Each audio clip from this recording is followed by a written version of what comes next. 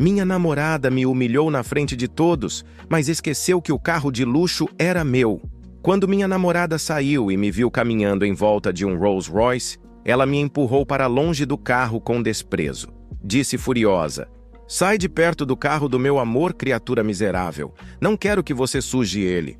Então, um homem colocou o braço em volta da cintura dela por trás e disse: "Ficar olhando o meu carro não vai te ajudar em nada. Você não nasceu com ele e nunca vai ter algo assim na vida."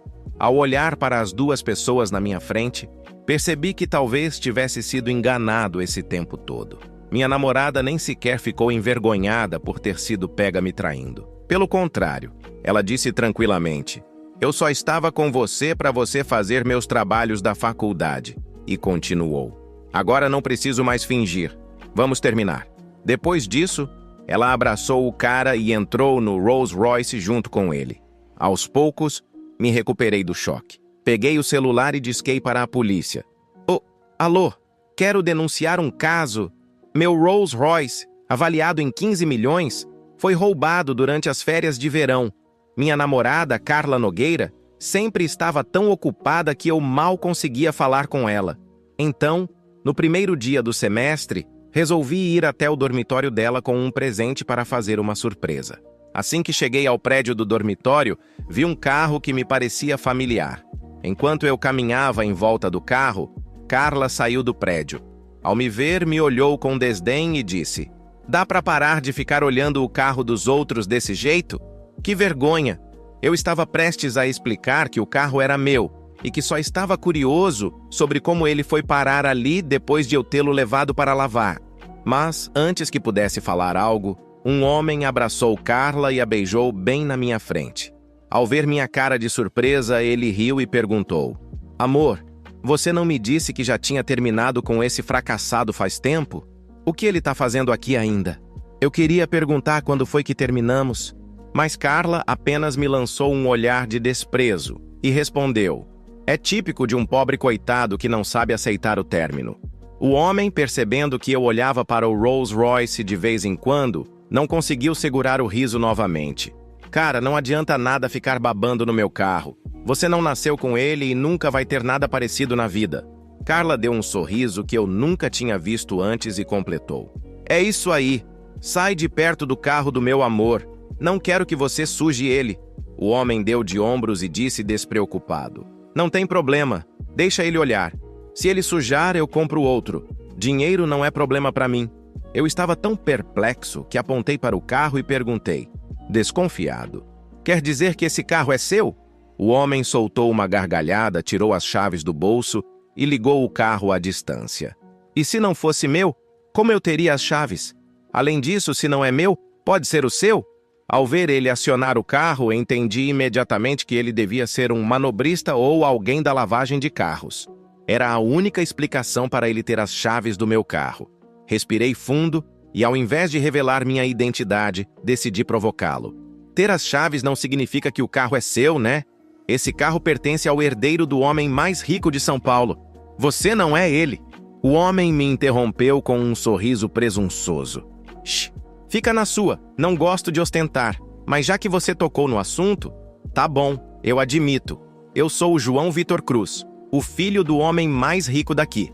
Quando ele disse isso, os estudantes que estavam por perto ficaram boquiabertos e começaram a cochichar. Carla ficou ainda mais satisfeita. Levantou o queixo e declarou: "Pablo Ferreira, já somos adultos. Se eu não respondi suas mensagens, significa que estou te deixando. Você está muito abaixo do meu nível. Eu achei aquilo tudo ridículo. Carla Nogueira, esqueceu que eu só comecei a namorar com você porque você me perseguiu?" O rosto dela mudou, como se não esperasse que eu expusesse isso na frente de todos. Mas ela logo se recuperou. "E eu aceitei namorar com você porque você fazia meus trabalhos da faculdade. Você acha mesmo que eu me apaixonaria por um perdedor como você? Vamos terminar logo com isso." Apontei para João e perguntei: "Você quer terminar comigo só por causa dele?" Carla revirou os olhos e respondeu: "E não é porque você é um mão de vaca? Toda vez que a gente saía para comer, você me levava naqueles restaurantes afastados, supostamente exclusivos. e ainda ficava se gabando que eram comandados por chefes com estrela Michelin. O que me dava era vergonha. Ela continuou, debochada. Já o João sempre me leva para restaurantes de verdade, decentes, onde você só entra com cartão de membro. Aposto que você nem qualificação para entrar em um desses lugares tem, né? Não pude evitar olhar mais uma vez para o carro. Eu sabia que tinha deixado várias dessas cartas de membresia e cartões pré-pagos para restaurantes guardados nele. Pelo visto, João estava usando meu carro e pagando umas refeições com os meus cartões para enganar a Carla. Enquanto isso, Carla continuava me humilhando, o que divertia ainda mais o João. Eu não me dei ao trabalho de discutir. Apenas peguei meu celular e liguei para o meu orientador, o professor Nogueira. Professor, preciso que revise o artigo que enviei. Sim, é principalmente para retirar o nome do segundo autor. Fui eu quem escreveu o trabalho sozinho. Assim que desliguei, o rosto de Carla mudou completamente. Ela começou a bater o pé no chão, claramente nervosa, e exclamou: Como você se atreve a ligar para o professor para tirar meu nome do artigo? Você sabe que eu não consigo me formar sem aquele trabalho. Ela continuou, quase em pânico. Você não pode fazer isso! Eu a encarei friamente e perguntei: E se eu fizer? O que você vai fazer? Terminar comigo? Carla estava à beira das lágrimas. Ela sabia muito bem que eu não colocaria o nome dela de volta no artigo. Então se encolheu nos braços do João e começou a choramingar. Amor, o que eu vou fazer? Eu não posso me formar sem aquele trabalho. João tirou o celular do bolso e disse com desdém: Eu te dou 5.000 reais para você deixar o nome da minha princesa no trabalho. Eu nem me mexi e respondi: Só 5.000? Um filho do homem mais rico do estado só pode oferecer isso? Não deveria ser, pelo menos, 500.000? O rosto de João escureceu imediatamente. Ele sabia que alguém como ele, que claramente estava fingindo ser rico, nunca conseguiria juntar 500.000 reais. Sem graça, ele virou para Carla e tentou consolá-la. Amor, é só um trabalho. A gente não precisa disso. Com a nossa fortuna, não importa se você se formar ou não. Eu nunca vou te desprezar por isso. Com essa garantia, Carla pareceu relaxar um pouco. Apesar de ainda querer o artigo, não ousou contradizer João. Em vez disso, fingiu despreocupação e disse: É verdade. Eu não ligo se não me formar. Não preciso disso. Afinal, já tenho o João. Só pobre precisa de diploma para mudar de vida. Assim que ela terminou de falar, os colegas ao redor começaram a vaiá-la. Mas Carla achou que era pura inveja e respondeu com desprezo: Eu tô errada? E daí? Mesmo que você se forme, ainda vai ser um escravo do meu bebê. Eu retruquei com um sorriso sarcástico. Sério? Porque pelo visto você só vale 5.000 reais aos olhos do seu bebê. Os ricos ficaram tão pão duros assim hoje em dia? Carla revirou os olhos mais uma vez e disse: Meu bebê gasta dezenas de milhares numa única refeição. Ele me trata como uma rainha. Ele só te ofereceu 5.000 porque é o que um fracassado como você vale. Você acha que ele vai dar mais para alguém como você? Meu bebê pode gastar milhões facilmente, mas não vai desperdiçar isso com um inútil. Pelo jeito, aquilo agradou muito o João. Ele deu alguns passos na minha direção, me deu um tapa no rosto e disse com orgulho: Você acha mesmo que é alguma coisa só porque tem estudo? Deixa eu te contar uma coisa. Não importa o quão inteligente você seja, você sempre vai ser um empregado medíocre depois de se formar. Ele continuou com um sorriso debochado. Uma refeição minha custa o que sua família inteira luta para ganhar em 1 ano. Eu afastei a mão de João e segurei o impulso de acertar ele de volta. Eu nunca imaginei que o dia que marcaria minha vida começaria de maneira tão banal. Tudo parecia normal naquela manhã. O café amargo como de costume, os alunos apressados no campus e Carla ignorando minhas mensagens enquanto dizia estar ocupada com estudos. Eu não desconfiava de nada. Na verdade, talvez estivesse cego demais para perceber os sinais óbvios. Foi só quando resolvi passar no dormitório dela que as coisas começaram a desmoronar. Eu tinha comprado um presente, algo simples, mas significativo.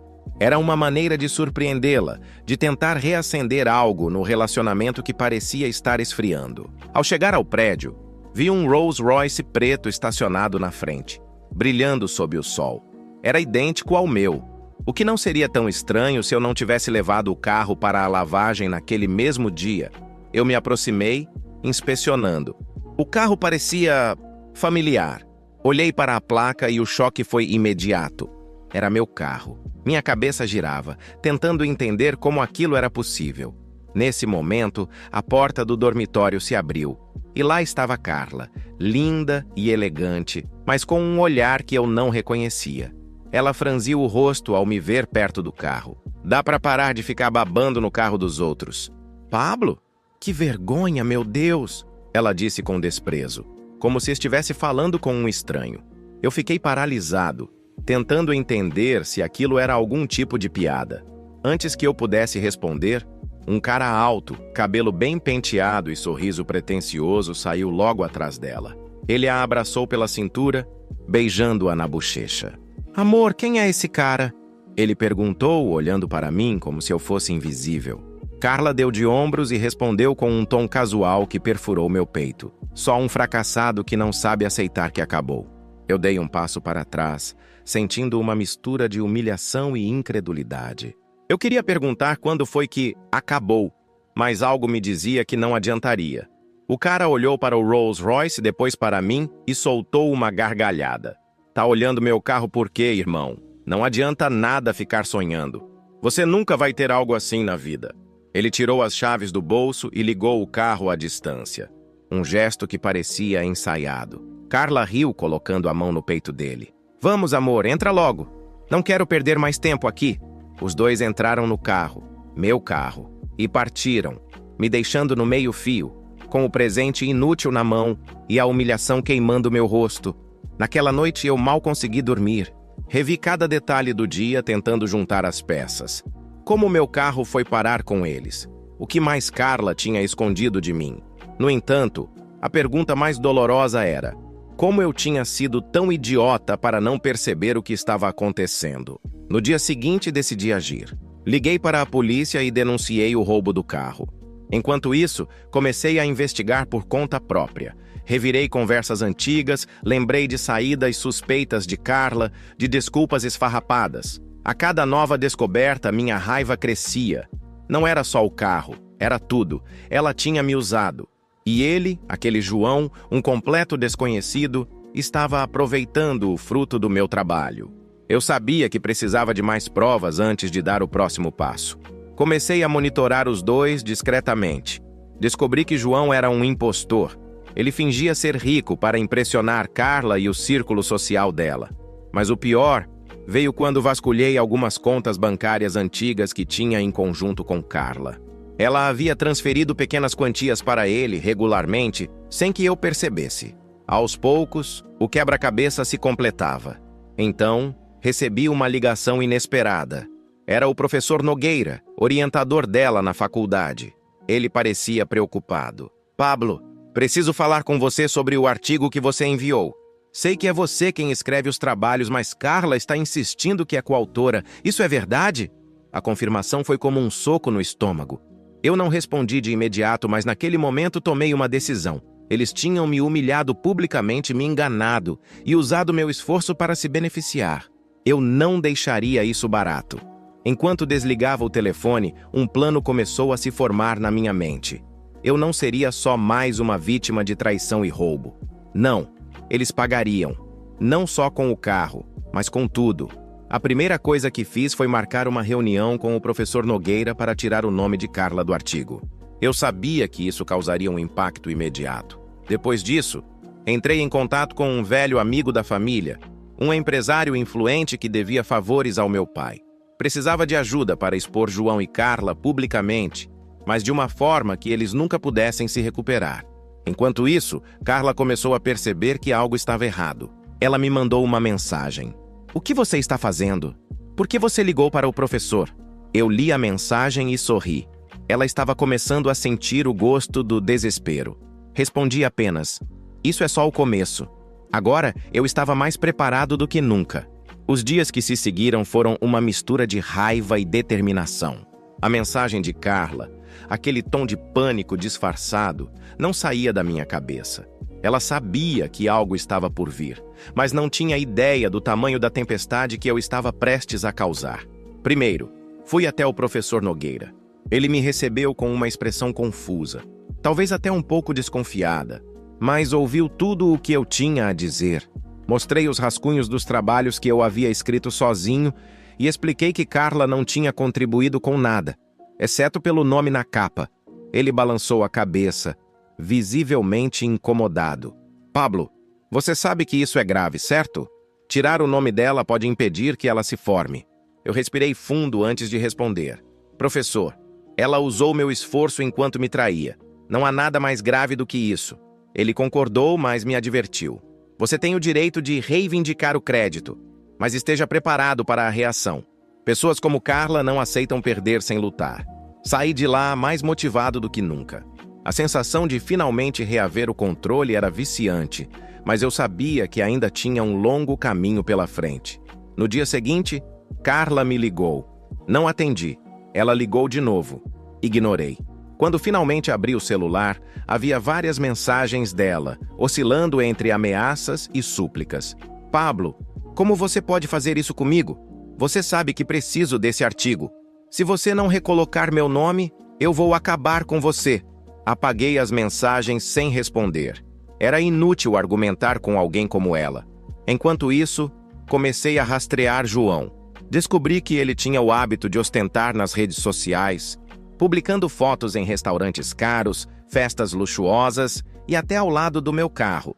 Cada postagem era mais absurda que a outra, e todas pintavam a imagem de um milionário. Mas eu sabia a verdade. Ele estava usando os meus recursos para sustentar a mentira. Foi aí que decidi fazer um movimento mais direto. Contratei um investigador particular para descobrir mais sobre a vida dele.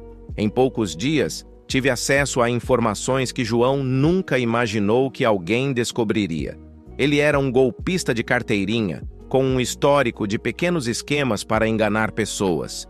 Desta vez, ele tinha subido de nível ao se infiltrar na minha vida. Enquanto eu preparava minha próxima jogada, recebi uma ligação inesperada. Era Ana, uma colega do campus com quem eu nunca tinha falado muito. Ela parecia hesitante, mas finalmente disse: Pablo, você tem um minuto? É sobre o João e a Carla. O interesse dela me intrigou. Então concordei em encontrar com ela no café da faculdade. Quando cheguei, ela já estava esperando, parecendo nervosa.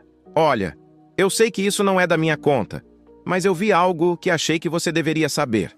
Ela me entregou o celular e mostrou uma conversa entre Carla e João, onde eles debochavam de mim. Eles falavam sobre como usaram o meu dinheiro, como se sentiam superiores, e sobre um plano de pegar ainda mais recursos antes de me descartarem de vez. Onde você conseguiu isso? Perguntei, tentando processar o que via. Ana hesitou. João não é exatamente fiel. Ele estava tentando me impressionar, mas acabei descobrindo mais do que deveria. A informação foi como um combustível para minha raiva. Agradeci a Ana, mas antes que eu pudesse sair, ela me segurou pelo braço. Pablo, cuidado! Eles não vão cair sem lutar. Eu não respondi, mas estava mais determinado do que nunca. Sabia que precisava expor os dois de uma forma que não deixasse dúvidas para ninguém. Com as provas nas mãos, comecei a planejar minha próxima jogada. A ideia era simples: usar as redes sociais contra eles. Se João amava ostentar sua vida falsa, eu usaria isso para desmascará-lo. Naquela noite, criei um perfil anônimo e comecei a postar as provas. Fotos de transferências bancárias, mensagens entre Carla e João e até detalhes sobre o histórico criminoso dele. Cada postagem era mais devastadora que a anterior. Em questão de horas, os comentários começaram a surgir. Pessoas que conheciam João e Carla começaram a compartilhar as postagens e a história começou a se espalhar como fogo. No dia seguinte, Carla me encontrou no campus. Ela estava furiosa, seu rosto vermelho de raiva. Foi você, não foi? Você está tentando arruinar minha vida. Eu a encarei, impassível. Só estou devolvendo o favor, Carla. Ela tentou argumentar, mas eu a cortei.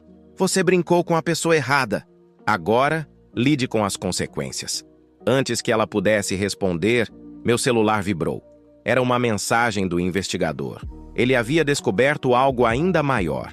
João estava envolvido em um esquema que ia além de mim.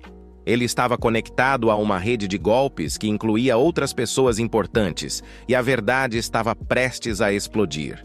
As revelações sobre João eram ainda mais profundas do que eu imaginava. Ele não era apenas um farsante qualquer. Era um profissional em enganar pessoas. E sua conexão com Carla parecia mais complexa do que eu pensava. A mensagem do investigador particular era direta. João estava envolvido em um esquema de lavagem de dinheiro ligado a pessoas influentes. E minha situação com ele era apenas a ponta do iceberg. Essa descoberta era o que faltava para acender de vez minha determinação. João e Carla tinham me subestimado, mas agora eu estava armado com informações que poderiam destruir não apenas a reputação deles, mas também sua liberdade. Decidi começar a agir com cuidado. Era vital que nem João nem Carla soubessem até onde eu tinha ido. Liguei para o investigador e pedi mais detalhes. Ele falou com um tom grave. Pablo, isso é maior do que imaginávamos. João usa o mesmo esquema há anos. Ele encontra pessoas financeiramente estáveis, finge ser um investidor ou herdeiro, e as usa para sustentar seu estilo de vida. Mas o mais preocupante é quem está por trás dele. Aquilo me deixou alerta. Quem está por trás? Um empresário chamado Sérgio Albuquerque. Ele é o verdadeiro cérebro do esquema. João é apenas um peão, mas parece estar tentando se afastar desse grupo e agir por conta própria. Sérgio Albuquerque. O nome não me era estranho. Ele era conhecido por eventos beneficentes e parcerias empresariais no Brasil, mas sempre houve rumores de que sua fortuna vinha de meios obscuros. Saber que João estava conectado a ele tornava tudo ainda mais perigoso. Ao mesmo tempo, Carla parecia estar perdendo o controle. Dias depois da nossa última conversa, ela apareceu no dormitório enquanto eu estava saindo. Seu olhar não era mais de superioridade, era de desespero. Pablo, podemos conversar? Eu cruzei os braços mantendo a distância. O que você quer agora? Ela respirou fundo, tentando manter a compostura. Eu sei que errei, mas por favor, você precisa parar com isso. Você está arruinando minha vida. Eu ri, sem acreditar no que ouvia. Arruinando sua vida? Carla, você destruiu a minha confiança, roubou meu dinheiro e ainda teve a cara de pau de me humilhar publicamente. Acha mesmo que vou sentir pena de você agora? Ela deu um passo à frente, quase implorando. Eu não sabia que ia chegar a esse ponto, Pablo. Eu só queria algo melhor para mim. Algo melhor? Usar as pessoas é a sua ideia de algo melhor? Ela ficou em silêncio, sem saber o que responder. Pela primeira vez, vi um vislumbre de arrependimento em seu rosto, mas não era o suficiente. Antes que eu pudesse dispensá-la, ela disse algo que me deixou intrigado. Você acha que conhece o João, mas ele é perigoso, Pablo. Mais do que você imagina. Aquilo me pegou desprevenido. Perigoso como? Ele trabalha para pessoas que não aceitam traições. Se eles descobrirem que você está investigando, você estará em perigo. Eu a encarei, tentando entender se aquilo era uma tentativa de me manipular ou um alerta genuíno. Por que você está me dizendo isso? Carla olhou para os lados, como se temesse ser ouvida. Porque, apesar de tudo, eu nunca quis que você se machucasse. Antes que eu pudesse responder, ela saiu apressada, deixando-me com mais perguntas do que respostas. Aquilo era real? Ou era apenas mais uma das manipulações dela? Decidi não arriscar. Fui até o investigador novamente e compartilhei o que Carla tinha dito. Ele me olhou com seriedade. Ela está certa. Sérgio Albuquerque é conhecido por lidar com traidores de forma definitiva. Se João está agindo fora do controle dele, talvez você possa usar isso a seu favor. Como assim? Sérgio não gosta de riscos. Se você expuser João como um problema, Sérgio pode decidir que ele não vale a pena. Era uma estratégia arriscada, mas eficaz. João se achava intocável, mas se Sérgio descobrisse o quanto ele estava exposto, sua sorte mudaria rapidamente. Enquanto isso, continuei postando as provas contra João nas redes sociais. As reações foram explosivas. Pessoas começaram a questionar suas histórias, e algumas até apareceram para compartilhar experiências semelhantes. A máscara de João estava começando a cair. Naquela noite, recebi uma mensagem de um número desconhecido. Pare agora, ou você vai se arrepender. Eu sabia que aquilo só podia vir de João ou de alguém ligado a ele, mas em vez de me intimidar, aquilo apenas reforçou minha determinação. Ele estava começando a sentir o peso das consequências e eu estava longe de parar. No dia seguinte, uma nova peça do quebra-cabeça surgiu. O investigador me informou que João tinha marcado um encontro em um restaurante de luxo no centro de São Paulo e que Sérgio Albuquerque estaria lá. Era a chance perfeita para observar de perto como eles interagiam e talvez descobrir mais sobre o esquema. Fui até o restaurante disfarçado e me sentei em uma mesa afastada. João chegou primeiro, acompanhado de Carla. Ela parecia tensa, diferente da arrogância habitual. Poucos minutos depois, Sérgio chegou. Ele era exatamente como imaginei. Um homem de meia-idade, bem vestido, com uma aura de autoridade inegável. A conversa deles foi intensa, embora eu não conseguisse ouvir tudo. Mas uma frase de Sérgio ficou clara. Se você continuar cometendo erros, João, não haverá próxima vez. A tensão no rosto de João era evidente. Ele estava em apuros, e eu sabia que podia usar isso. Enquanto eu saía do restaurante, uma ideia começou a se formar. Eu não só derrubaria João, mas usaria Sérgio Albuquerque para garantir que ele nunca mais pudesse prejudicar ninguém. Sair daquele restaurante com a ideia de usar Sérgio Albuquerque a meu favor parecia arriscado, mas inevitável. Eu estava entrando em um jogo perigoso, e agora era tudo ou nada. A expressão no rosto de João, carregada de tensão e medo, deixou claro que ele não estava no controle como aparentava. Sérgio era a chave para o desfecho dessa história. Naquela noite, revisei tudo o que sabia. Sérgio não era apenas um empresário com negócios obscuros. Ele era metódico e brutal. Pessoas que cruzavam seu caminho simplesmente desapareciam. O problema era que ele também não podia ser confrontado diretamente. Qualquer passo em falso, e eu poderia acabar no mesmo destino que João. Antes de dormir, recebi mais uma mensagem anônima. Última chance. Pare agora. Dessa vez eu não apaguei. Respondi com apenas uma frase. Venha me parar. Sabia que estava cutucando a fera, mas era exatamente o que eu queria. Precisava que eles se mostrassem mais. Eu tinha que obrigá-los a agir, e para isso deixei o investigador avisado. Cada movimento que João ou Carla fazia estava sendo monitorado. 2 dias depois, recebi um relatório detalhado. João estava se afundando. Sérgio o pressionava para resolver os problemas causados pelas postagens que eu tinha publicado. Ele estava ficando paranoico, evitando seus lugares habituais e tentando limpar seu nome, mas a internet já não perdoava.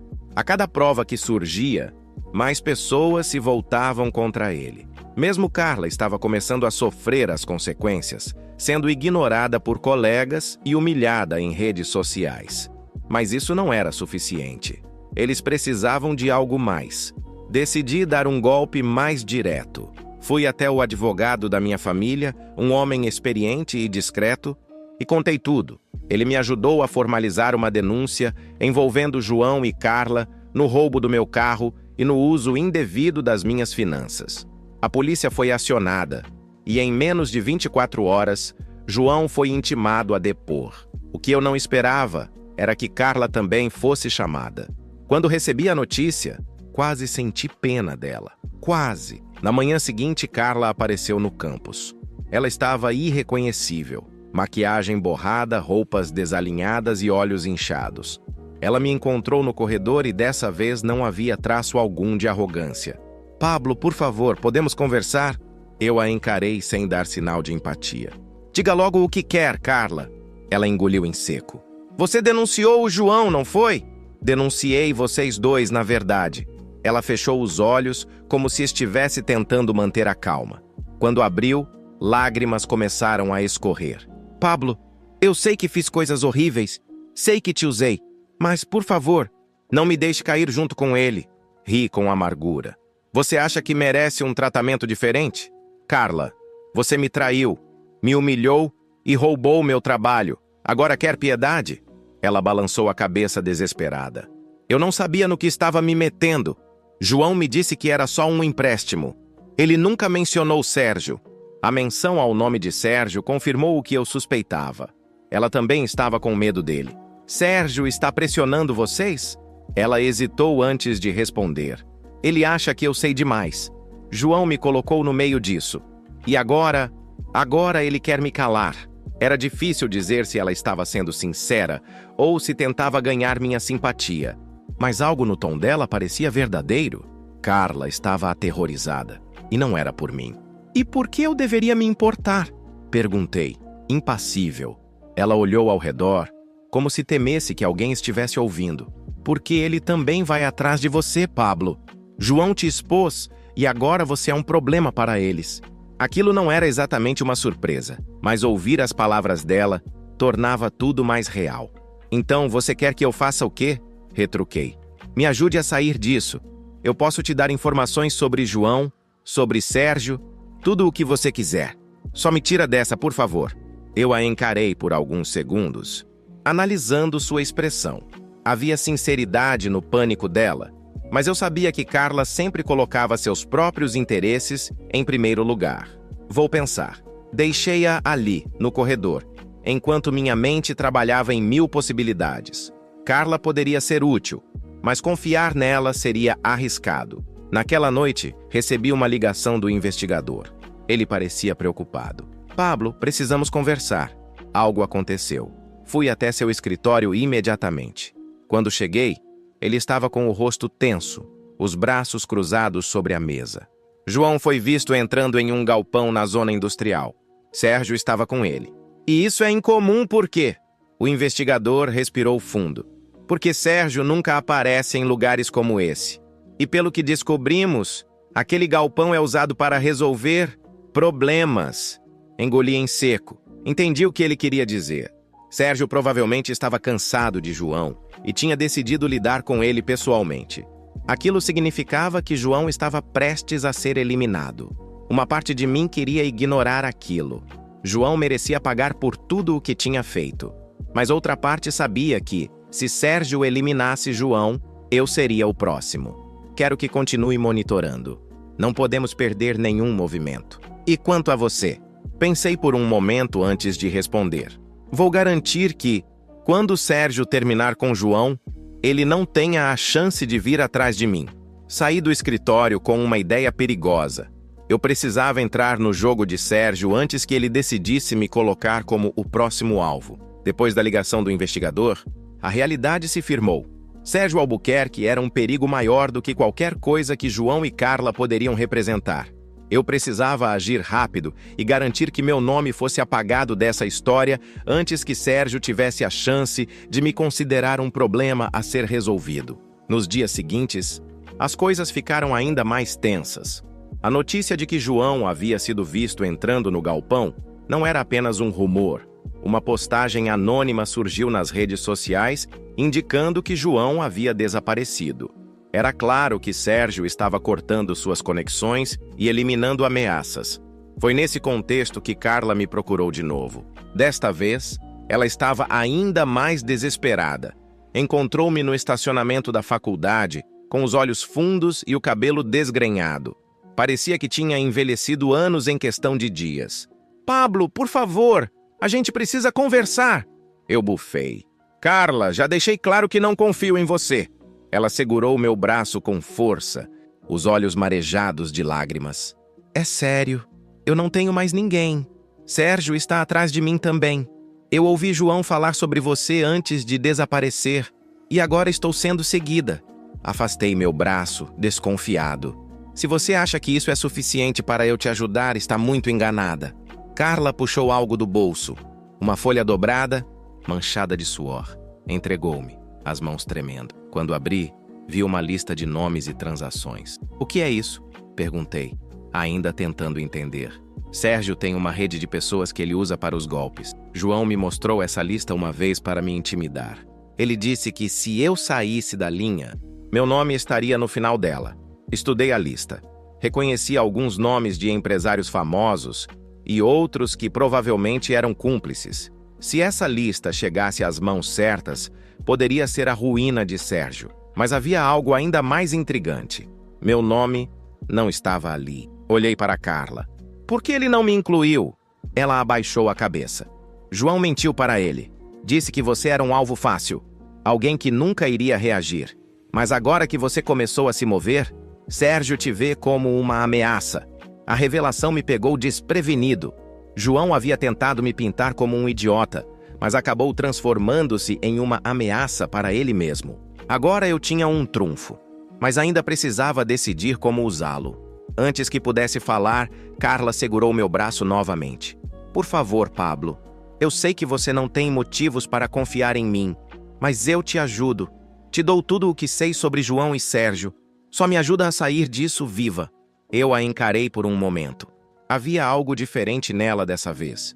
O medo parecia real, mas a dúvida ainda pairava. Carla, se você está mentindo, eu juro que vai se arrepender. Ela assentiu freneticamente. Eu não estou. Eu só quero sair disso. Peguei a lista e saí sem prometer nada. Precisava de tempo para pensar.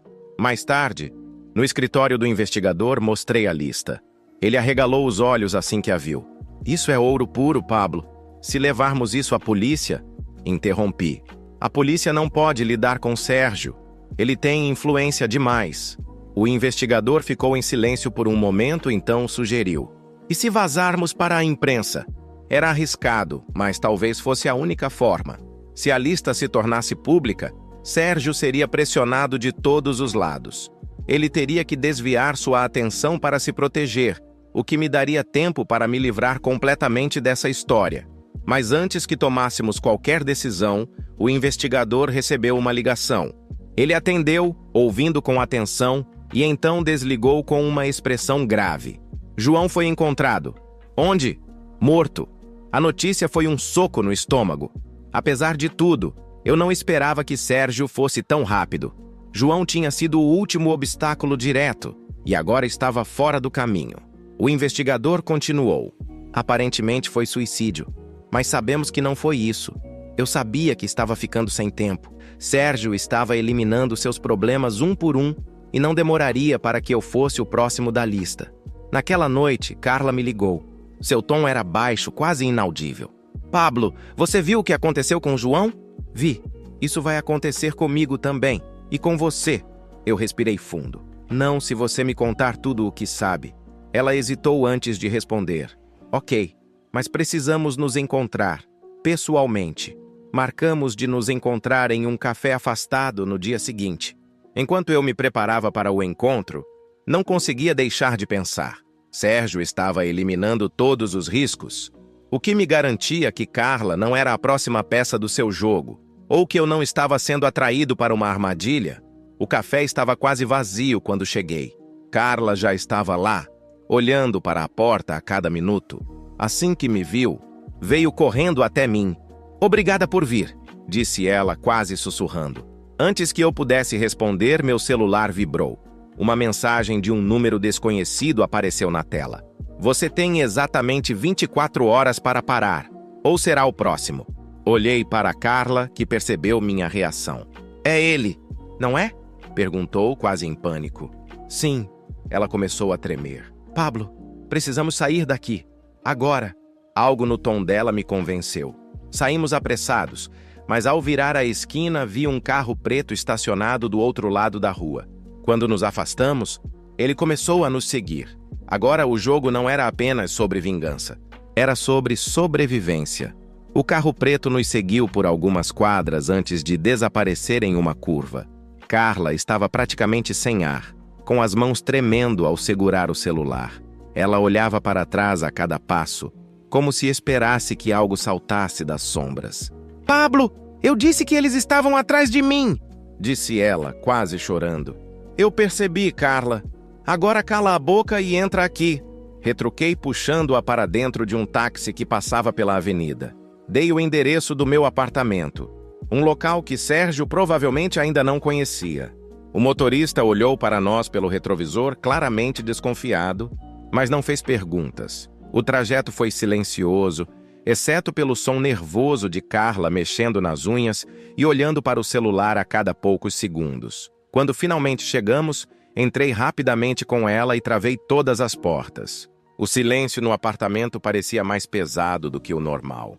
Carla foi direto para o sofá e desabou, enterrando o rosto nas mãos. Eu não consigo mais viver assim, Pablo. Não consigo. Bem, deveria ter pensado nisso antes de se envolver com o João. Respondi friamente, jogando minha mochila em uma cadeira. Ela me encarou, com os olhos vermelhos e brilhando de lágrimas. Você acha que eu queria isso? Ele me enganou também. No começo ele era charmoso, parecia ter tudo. Eu só queria sair da vida que eu tinha. E decidiu que a melhor maneira era usar as pessoas, mentir e roubar. Parabéns, Carla. Funcionou muito bem até agora. Ela ficou em silêncio, mas dava para ver que minhas palavras a atingiram como um tapa. Eu queria que ela sentisse o peso das escolhas que havia feito, mas também sabia que não era hora de prolongar isso. Precisávamos de um plano. Carla, escuta. João está morto, e você é o próximo alvo de Sérgio. Ele não vai deixar pontas soltas. Ela balançou a cabeça freneticamente. Eu sei, mas o que você vai fazer? Ele também está atrás de você. Sentei-me em frente a ela e abri meu laptop. Vou obrigá-lo a se expor. Como? Eu não respondi imediatamente. Minha mente estava fervendo com ideias. Precisava ser algo rápido e devastador. Algo que tirasse Sérgio do controle e o colocasse em uma posição vulnerável. Carla, você sabe onde ele guarda informações confidenciais? Documentos? Registros de transações? Qualquer coisa? Ela hesitou antes de responder. Ele tem um escritório em um prédio na Avenida Paulista. João me levou lá uma vez. Disse que era onde Sérgio guardava os contratos mais importantes, mas o lugar tem segurança máxima. Aquilo era um começo. Ótimo. Então, é pra lá que vamos. O quê? Você está maluco? Eles vão nos matar. Ignorei o pânico dela. Precisávamos agir rápido, ou seríamos apenas mais 2 nomes riscados da lista de Sérgio. Liguei para o investigador e expliquei a situação. Ele concordou em nos encontrar próximo ao prédio para ajudar a planejar o próximo passo. Na noite seguinte, estávamos estacionados em um beco perto do edifício.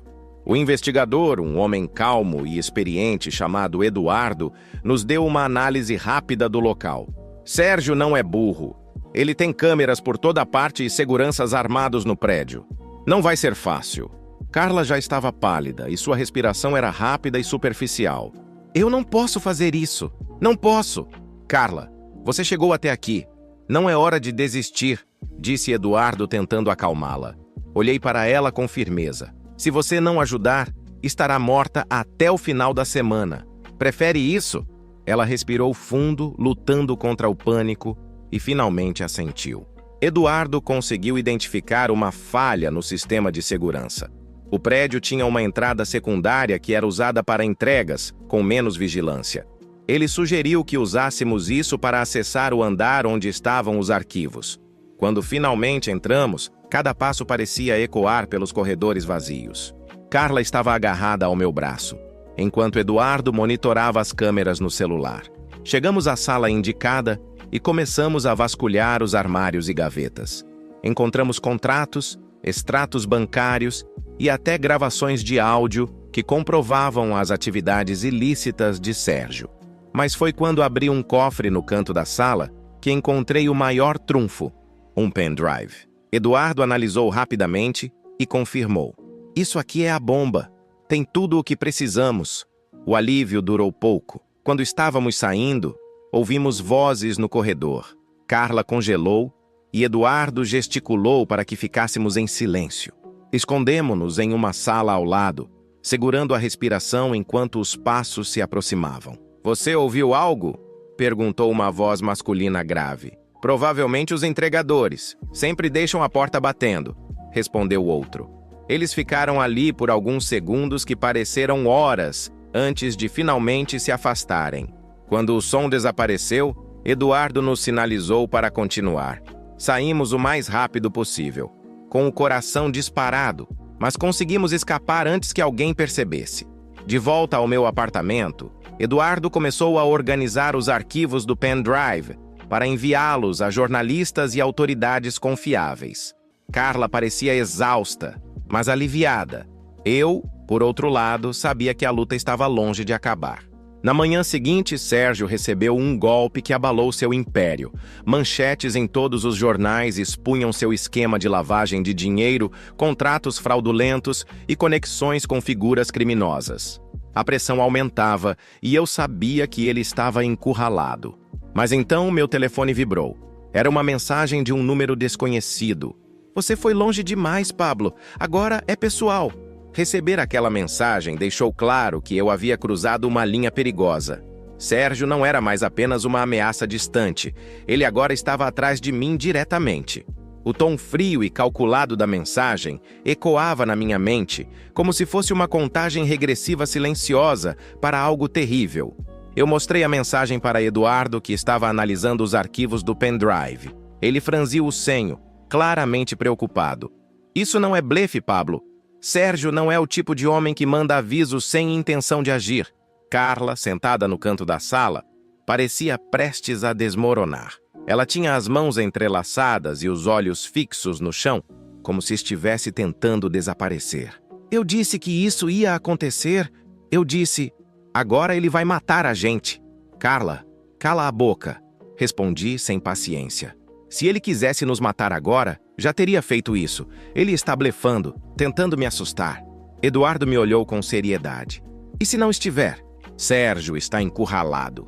Ele perdeu dinheiro, aliados, e agora sua reputação está em jogo. Isso o torna mais perigoso do que nunca." Eu sabia que Eduardo tinha razão, mas não havia espaço para hesitação. Sérgio podia estar desesperado, mas isso significava que ele também estava vulnerável. "Precisamos forçá-lo a agir", disse. Finalmente. Eduardo arqueou uma sobrancelha. "Forçá-lo? Como?" Olhei para Carla, que ainda parecia perdida em seu próprio medo. "Carla, você disse que Sérgio tem mais pessoas envolvidas, certo?" Ela levantou os olhos lentamente. "Sim, ele tem contatos em outras cidades. Empresas que ajudam a encobrir os esquemas." "Ótimo! Vamos expor todas elas." Eduardo soltou um suspiro pesado. "Pablo, isso pode ser um tiro no pé. Quanto mais você mexer com ele, mais rápido ele vai reagir." Eu me virei para ele, determinado. "É exatamente isso que eu quero. Sérgio precisa saber que não tem mais controle." Passei as próximas horas com Eduardo organizando os dados restantes do pendrive. Havia contratos com empresas de fachada, nomes de políticos e até registros de pagamentos a autoridades. Era mais do que suficiente para desmantelar o restante do esquema de Sérgio. Enquanto isso, Carla tentava se manter firme, mas estava claramente à beira do colapso. Ela finalmente quebrou o silêncio. "Ah, Pablo, você tem certeza de que isso vai funcionar?" "Tenho certeza de que ele vai reagir. E quando isso acontecer, estaremos prontos." Na manhã seguinte, os dados foram divulgados para jornalistas e blogueiros investigativos. Em poucas horas, novas reportagens começaram a circular. Sérgio não era mais apenas um empresário influente. Ele agora era oficialmente o centro de um dos maiores escândalos financeiros do país. Mas o que aconteceu em seguida foi ainda mais inesperado. Uma das empresas ligadas a Sérgio se adiantou e lançou um comunicado, admitindo parcialmente sua participação no esquema. Aparentemente, eles estavam tentando salvar a própria pele, mas isso só confirmava que Sérgio estava perdendo aliados rapidamente. Enquanto as notícias se espalhavam, recebi outra mensagem no celular. Desta vez, era um vídeo. Apertei o play, com Eduardo e Carla ao meu lado. No vídeo, um homem estava amarrado a uma cadeira em um local escuro. Seu rosto estava machucado, mas reconheci imediatamente. Era o investigador que Sérgio usava para coletar informações para seus golpes. Uma voz masculina, baixa e ameaçadora surgiu no fundo. "Pablo, você pensa que está no controle, mas vou te mostrar o que acontece quando alguém cruza o meu caminho." No final do vídeo, o homem foi brutalmente golpeado. A tela ficou preta logo em seguida. Carla começou a chorar, cobrindo o rosto com as mãos. Eduardo ficou em silêncio, mas seu rosto estava sombrio. "Isso não foi só um aviso, Pablo. Foi uma declaração de guerra." Eu respirei fundo, lutando contra o medo e a raiva. Sérgio está tentando me intimidar, mas agora ele cometeu um erro. Eduardo me olhou, confuso. "Que erro?" Ele revelou onde está. Parei o vídeo e dei zoom no fundo da imagem. Havia um reflexo na parede de metal, mostrando um letreiro parcialmente visível. Era o nome de um galpão na zona portuária. Sérgio estava se escondendo em um de seus próprios depósitos. Eduardo balançou a cabeça. Pablo, mesmo que saibamos onde ele está, você não pode ir até lá. É uma armadilha. Eu sei, e é por isso que não vou sozinho. Peguei o celular e fiz algumas ligações. Entre os contatos que adquiri com o pendrive, havia o nome de uma figura-chave, um antigo cúmplice de Sérgio que, pelo visto, também tinha motivos para querer vê-lo destruído. No dia seguinte, organizei uma reunião com ele. Era um homem chamado Marcos, um ex-aliado de Sérgio que havia sido traído durante um dos golpes. Quando expliquei o que estava acontecendo, ele concordou em me ajudar. Sérgio acha que pode controlar tudo, mas ele nunca foi bom em gerenciar os próprios aliados. Eu ajudo você, mas quero uma coisa em troca. Quero assistir à queda dele. Fechado. Respondi sem hesitar. Com a ajuda de Marcos e Eduardo, montamos uma emboscada. A ideia era simples: atrair Sérgio para fora de seu esconderijo e forçá-lo a enfrentar as consequências de seus crimes. Naquela noite, Carla me encarou com uma expressão mista de medo e esperança. Você acha que isso vai funcionar? Eu segurei seu olhar. Vai, porque agora é ele ou nós. A tensão era palpável. O plano estava em movimento, mas o risco era maior do que nunca. Sérgio sabia que estava encurralado, mas ainda tinha recursos e aliados dispostos a fazer qualquer coisa por ele. O confronto final estava se aproximando, e eu sabia que quando o sol nascesse, nada seria como antes. O dia amanheceu com o ar pesado, como se até o clima soubesse o que estava prestes a acontecer. Sérgio não era o tipo de homem que recuava sem lutar, e eu sabia que, ao tentar atraí-lo para fora de seu esconderijo, estava pisando em terreno instável. Eduardo, Marcos e eu passamos a manhã ajustando os detalhes do plano. Carla, embora relutante, também ajudou, oferecendo informações que só alguém próximo de João e Sérgio poderia ter. Nosso objetivo era simples, mas arriscado: usar os dados restantes do pendrive para pressionar um dos contatos mais próximos de Sérgio. Esse homem, Rafael, era um contador que sabia demais e estava atolado até o pescoço nos negócios sujos. A ideia era forçar Rafael a marcar uma reunião com Sérgio, criando uma oportunidade para expô-lo publicamente e capturá-lo. Marcos, com sua experiência nos esquemas de Sérgio, tomou a frente. Rafael é um covarde. Ele só vai colaborar se achar que está encurralado. Eduardo concordou, mas olhou para mim com seriedade. E se Sérgio desconfiar? Ele pode transformar isso em uma emboscada contra nós. Eu respirei fundo, sentindo o peso da responsabilidade. Por isso precisamos ser rápidos e precisos. Não podemos dar tempo para ele pensar. Naquela tarde, Marcos entrou em contato com Rafael, fingindo que queria renegociar uma dívida antiga. O contador, percebendo o risco de ser exposto, concordou em marcar uma reunião com Sérgio no galpão onde ele estava escondido.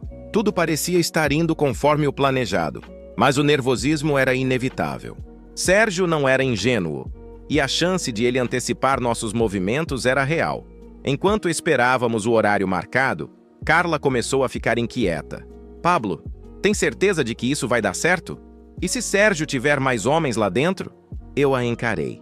Se ele tiver, estamos prontos. Ela bufou, visivelmente insatisfeita. Você fala como se fosse indestrutível. Mas sabe o que vai acontecer se isso der errado? Sim, Carla, nós morremos. Agora, se não consegue lidar com isso, fique aqui e espere o resultado. Ela não respondeu, mas o medo em seus olhos dizia tudo. Quando o sol começou a se pôr, fomos para o local. Eduardo havia chamado reforços, jornalistas investigativos e até alguns policiais que não estavam no bolso de Sérgio. A ideia era garantir que, se tudo desse errado, pelo menos a verdade seria exposta. O galpão ficava na zona portuária, cercado por contêineres enferrujados e gruas abandonadas. O lugar tinha um ar desolado, perfeito para encontros como aquele. Ficamos escondidos em um dos contêineres próximos, observando enquanto Rafael chegava. Ele parecia nervoso, suando e olhando ao redor constantemente. Poucos minutos depois, um carro preto estacionou. Sérgio saiu, acompanhado de 2 homens robustos, ambos armados. Ele estava impecavelmente vestido, como sempre, mas seu rosto demonstrava tensão. A conversa começou e Rafael tentou seguir o plano, falando sobre renegociações e pagamentos atrasados. Sérgio ouviu pacientemente, mas sua expressão logo mudou para desconfiança. "Rafael, você acha que sou idiota?" perguntou Sérgio, sua voz baixa e ameaçadora. Rafael começou a gaguejar, mas Sérgio continuou. "Quem te mandou aqui? Foi o Marcos? Ou aquele garoto que acha que pode me enfrentar?" Eu me encolhi ao ouvir meu nome indiretamente mencionado. Ele sabia que estávamos por trás disso. Marcos sussurrou ao meu lado. "Está saindo do controle. Precisamos agir agora." Antes que eu pudesse responder, Sérgio puxou uma arma e apontou para Rafael. "Diga agora, ou você não sai daqui vivo." Rafael começou a implorar, mas antes que Sérgio pudesse apertar o gatilho, Eduardo e os policiais apareceram, armas em punho. "Solte a arma." "Sérgio, você está cercado." Por um momento, tudo ficou em silêncio. Sérgio ergueu as mãos devagar, mas um sorriso frio apareceu em seu rosto. "Vocês acham que isso vai acabar aqui?" Um dos homens de Sérgio sacou uma arma, iniciando um tiroteio. Eduardo gritou para que nos protegêssemos enquanto os policiais revidavam. O som dos tiros ecoava pelo galpão, misturado aos gritos de ordem e o barulho de objetos sendo derrubados. No meio do caos, vi Sérgio correndo para os fundos do galpão. Sem pensar, fui atrás dele. "Pablo, volta aqui!" gritou Eduardo, mas eu o ignorei. Sérgio entrou em uma sala trancada, e eu consegui alcançá-lo antes que ele escapasse por outra porta. Ele estava encurralado, mas não parecia intimidado. "Você é mais esperto do que pensei, garoto. Mas esperteza não vai te salvar." "Você perdeu, Sérgio. Está acabado." Ele riu com desprezo. "Acabado? Você acha que essas provas e um punhado de jornalistas vão me destruir? Eu controlo mais do que você imagina." Antes que ele pudesse fazer qualquer outra coisa, Eduardo apareceu na porta, apontando uma arma para ele. "É o fim da linha, Sérgio." Sérgio hesitou por um momento, mas finalmente ergueu as mãos. Os policiais logo chegaram, algemando-o. Enquanto o levavam, ele me lançou um olhar gelado. "Isso ainda não acabou, Pablo." Eu o observei ser levado, sentindo um misto de alívio e inquietação. Sabia que aquela vitória era apenas o começo de algo maior. Sérgio tinha aliados, recursos e uma rede de poder que não desapareceria tão facilmente. De volta ao apartamento, Carla estava visivelmente aliviada, mas ainda parecia carregada de culpa. "Você conseguiu?" Eu me sentei, exausto. "Sim, mas não fiz isso sozinho." Eduardo colocou a mão no meu ombro. "Você enfrentou algo que muitos não teriam coragem. Agora é hora de reconstruir." Eu sabia que ele estava certo. Sérgio estava fora do jogo, mas as cicatrizes que ele deixou permaneceriam por muito tempo. O silêncio na sala parecia pesado, carregado com a tensão de tudo o que havíamos enfrentado. Sérgio estava preso, mas sua última frase ecoava na minha mente. Isso ainda não acabou. Eu sabia que ele não estava mentindo. Havia pessoas poderosas que dependiam dele, e expor Sérgio era apenas o início de um confronto muito maior. Eduardo parecia compartilhar minha preocupação. Ele se levantou, caminhando até a janela, e falou com a voz baixa. "Não podemos baixar a guarda. Sérgio pode estar na cadeia, mas a rede dele ainda está ativa." Carla, que estava encolhida no sofá, suspirou profundamente. "Você acha que eles vão atrás de nós?" "Tenho certeza," respondi, seco. "Não se esqueça, você e João eram peões nesse jogo. A diferença é que João já pagou o preço e agora é você quem está no radar deles." Ela abaixou os olhos, claramente assustada, mas não disse nada. Por mais difícil que fosse admitir, Carla estava tão enredada nisso quanto eu, e agora dependia de nós para sobreviver. No dia seguinte, as manchetes estavam em todo lugar. Sérgio Albuquerque, o empresário carismático e respeitado, agora era conhecido como o líder de um dos maiores esquemas de corrupção e lavagem de dinheiro do país. Empresas ligadas a ele começaram a se desmantelar, e aliados foram sendo expostos aos poucos. Era um espetáculo de ruína pública, mas ainda assim, eu não sentia a sensação de vitória que esperava. Eduardo me chamou para uma reunião em um lugar discreto. Quando cheguei, ele já estava com um laptop aberto, analisando uma nova série de documentos que havia encontrado nos arquivos do pendrive. Pablo, você precisa ver isso! Ele virou a tela na minha direção e o que vi me deixou perplexo. Sérgio tinha aliados poderosos dentro do sistema judiciário, políticos de alto escalão e até mesmo empresários que ainda estavam intactos. Eram nomes que nem mesmo a mídia ousava tocar. Se acharmos que Sérgio é o fim da linha, estamos enganados. Ele é só uma peça maior desse jogo. Eu passei a mão pelo rosto, tentando absorver tudo aquilo. Então, o que fazemos? Eduardo me olhou com seriedade. Precisamos decidir até onde estamos dispostos a ir. Enquanto isso, Carla continuava vivendo sob tensão constante. Ela mal saía de casa, temendo ser seguida ou atacada. Em um momento de vulnerabilidade, ela se aproximou de mim, hesitante. Pablo, posso te perguntar uma coisa? Eu assenti, sem tirar os olhos do computador onde analisava mais arquivos. O que foi? Você acha que eu ainda tenho conserto? Eu parei e olhei para ela. A pergunta parecia sincera, quase dolorosa. Pela primeira vez, Carla não parecia a mulher arrogante que eu conhecia. Ela parecia quebrada.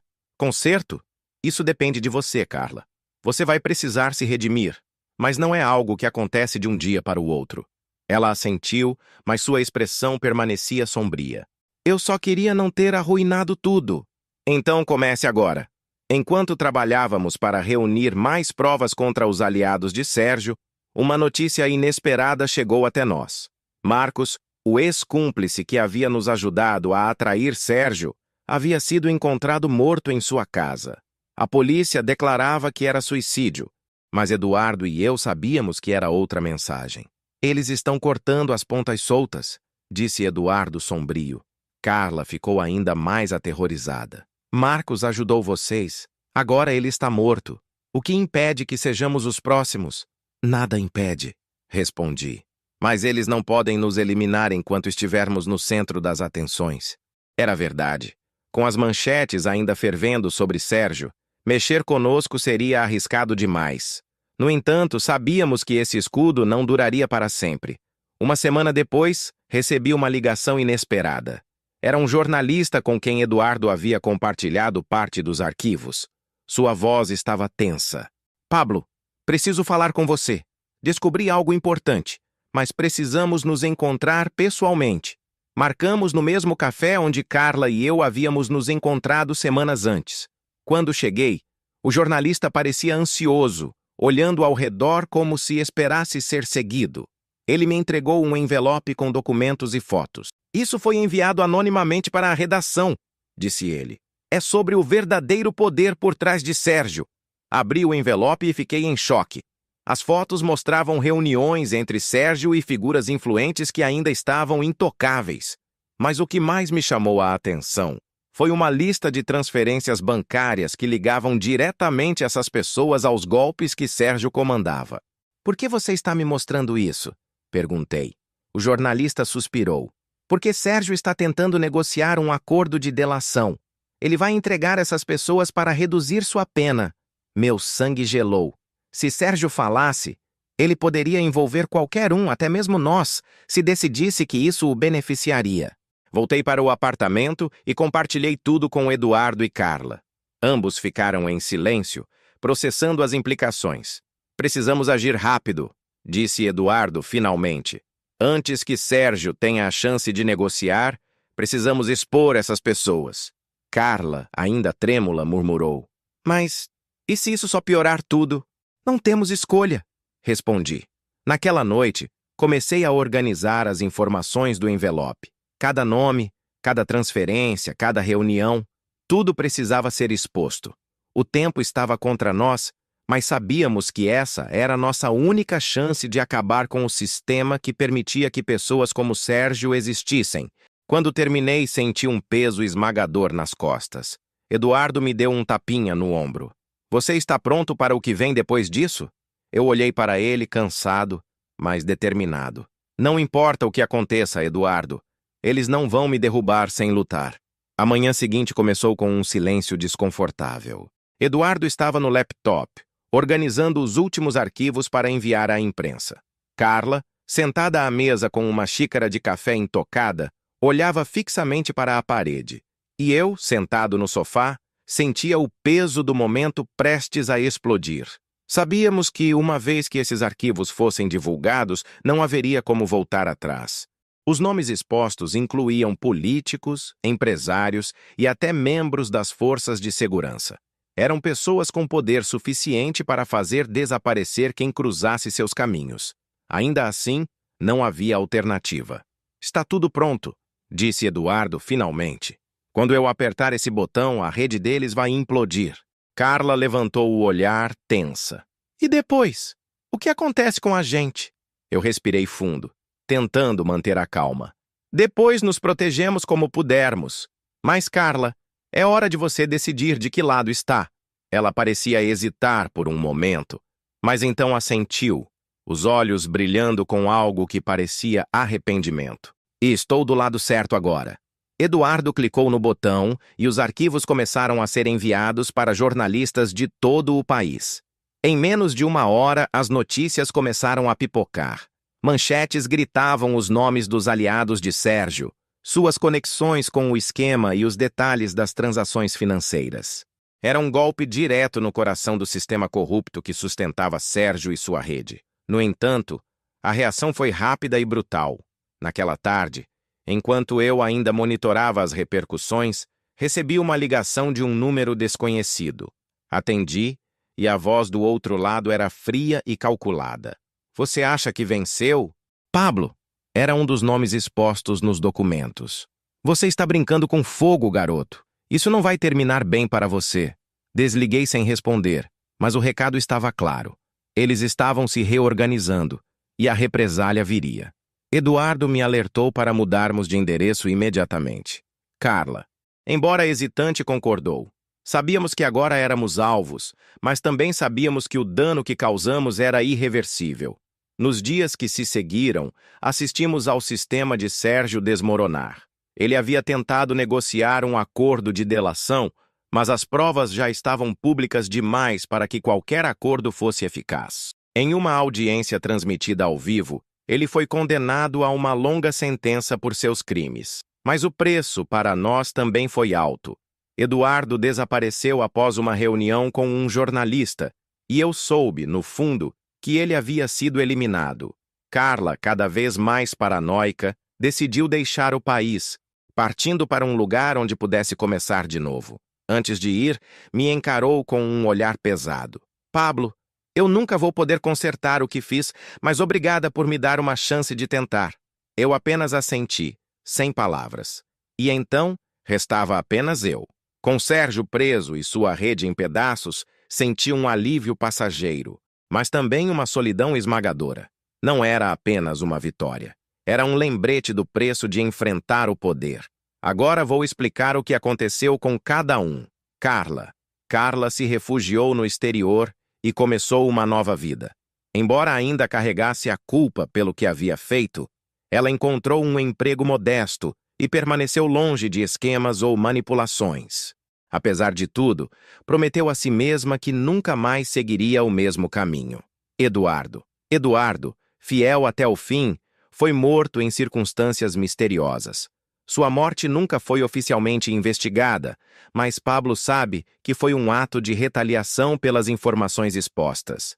Seu legado, no entanto, permanece vivo nos arquivos que ajudou a tornar públicos. Sérgio Albuquerque. Condenado a 25 anos de prisão, Sérgio perdeu tudo.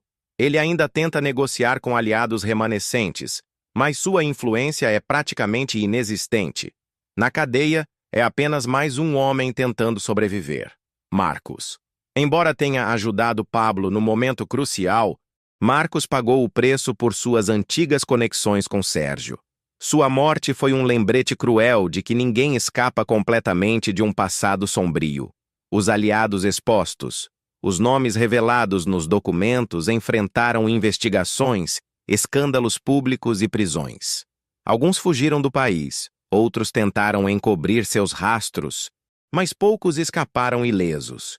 O sistema corrupto que Sérgio ajudava a sustentar estava em colapso. Rafael, o contador.